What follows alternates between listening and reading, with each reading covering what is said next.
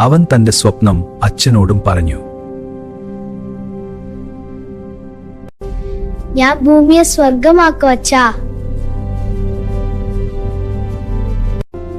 നമ്മൾ നിന്റെ കുടിയുണ്ട് മോനെ. ഒരു ദിവസം സ്കൂളിൽ ഒരു കുട്ടി വീണു.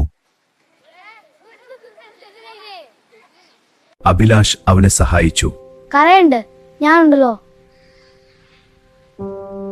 എല്ലാവരും അഭിലാഷിനെ പോലെ സഹായിച്ചാൽ ഭൂമി സ്വർഗമാകും. ഞാൻ സഹായിക്കാം നന്ദി. ഇതേ അതി.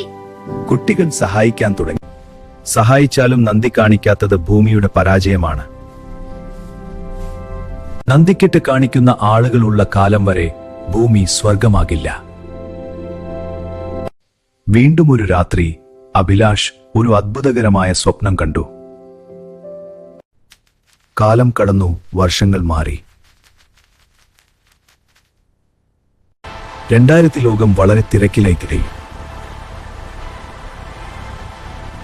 അപ്പോൾ ലോകത്ത് ഒരു ഭീകര രോഗം പടർന്നു, COVID-19. ലോകം നിശബ്ദമായി. എല്ലാവരും വീടുകളിൽ അടഞ്ഞു. ജനങ്ങൾ ഒരുമിച്ച് സഹായിക്കാൻ തുടങ്ങി. ഈ വാങ്ങിക്കോ അമ്മേ. കഴിക്കൂ കൊച്ചേ. ദുരിതത്തിനിടയിൽ മനുഷ്യർ നല്ലവരായി മാറി.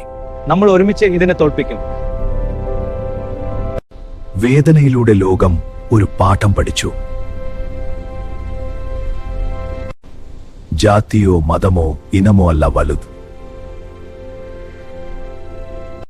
സ്നേഹമാണ് ഏറ്റവും വലിയ ശക്തി. പ്രതിസന്ധികൾ നമ്മെ വേർതിരിക്കില്ല, അവ നമ്മെ ഒരുമിപ്പിക്കും.